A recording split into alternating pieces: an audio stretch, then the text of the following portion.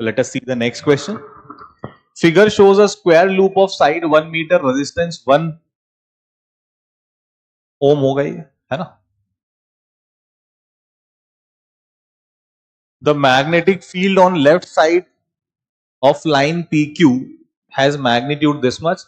The work done in pulling the loop out of the field uniformly in 1 second is. चलिए, तो दो concept अपने को इस्तेमाल करने पड़ेंगे यहां पे. पहला कॉन्सेप्ट है कि भाई फोर्स, मैग्नेटिक फोर्स जो वायर पे आता होता है, it is I dot L cross B. और जो दूसरा कॉन्सेप्ट है वर्क डन का, वो होता है एफ डॉट एस, है ना. अगर वेरिएबल है तो integration F D S, we know that. ठीक है, चलिए. तो अब ये जो लाइन अपने पास बनी हुई है पी क्यू, इसके सिर्फ लेफ्ट लेफ्ट में मैग्नेटिक फील्ड है और राइट में जो मैग्नेटिक फील्ड वो है कितना, जीरो. मतलब बेसिकली मैग्नेटिक फील्ड नहीं है.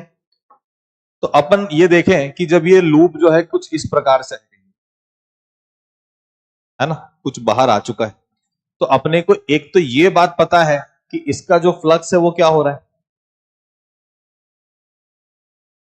डिक्रीजिंग है, घट रहा है फ्लक्स, है ना.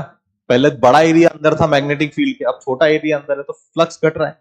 और अंदर की तरफ घट रहा है तो अपने को क्या करना पड़ेगा, अंदर की तरफ बढ़ाना पड़ेगा, ऐसे बढ़ाना पड़ेगा. यानी कि जो इंड्यूस्ड करंट होने वाली है वो किस प्रकार से होगी, वो कुछ ऐसे होनी चाहिए, है ना, कि उसका मैग्नेटिक फील्ड किधर आता हो, अंदर की तरफ आता हो. तो ये इंड्यूस्ड करंट अपने पास अंदर आ जाती है.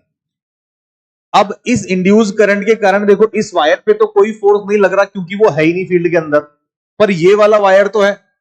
ये वाले वायर के कारण जो भी फोर्स लग रहा है वो किधर लग रहा होगा, आई एल क्रॉस बी, पीछे की तरफ लगता होगा.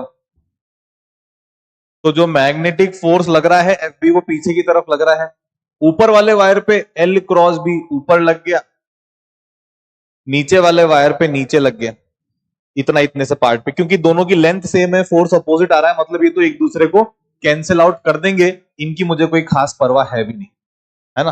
तो अब अपने को देखो ये क्या बोल रहा है, the work done in pulling the loop out of the field uniformly.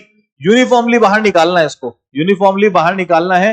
मतलब इस अकेली बात से मेरे को पता चल गया कि नेट फोर्स कितना हो जाना चाहिए, जीरो हो जाना चाहिए. मतलब जो भी फोर्स तुम लगा रहे हो F external minus magnetic force, वो क्या आ जाए, जीरो आ जाए. या ऐसे बोल दो कि दोनों फोर्सेस कैसे हैं, एक बराबर है.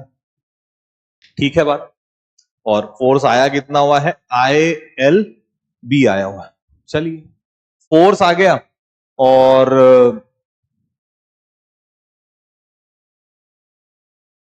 वर्क डन निकालना है मेरे को. तो वर्क डन के लिए अपन क्या कर सकते हैं यहाँ, कि भाई जो भी वर्क डन होगा वो होने वाला है एफ डॉट एस.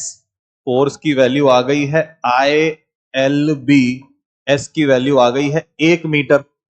1 मीटर लेके जा रहे हैं, इसकी लूप की साइड इतनी है. करंट निकालनी पड़ेगी. करंट के लिए अपन क्या लिख सकते हैं, इस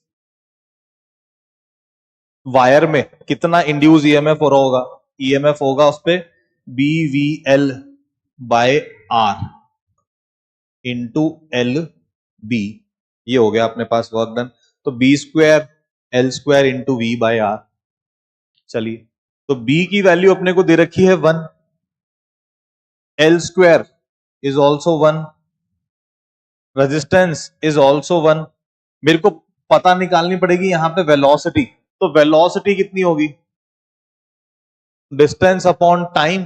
कितना डिस्टेंस चलना है उसको, 1 मीटर चलना है 1 सेकंड में, तो वेलोसिटी भी कितनी है, 1 ही है. तो सब चीजें 1 1 1 है, तो वर्क डन भी कितना आ जाना चाहिए, 1 जूल आ जाना चाहिए. तो यानी कि A option should be the correct one. ठीक है, तो A option 1 joule will be the right answer.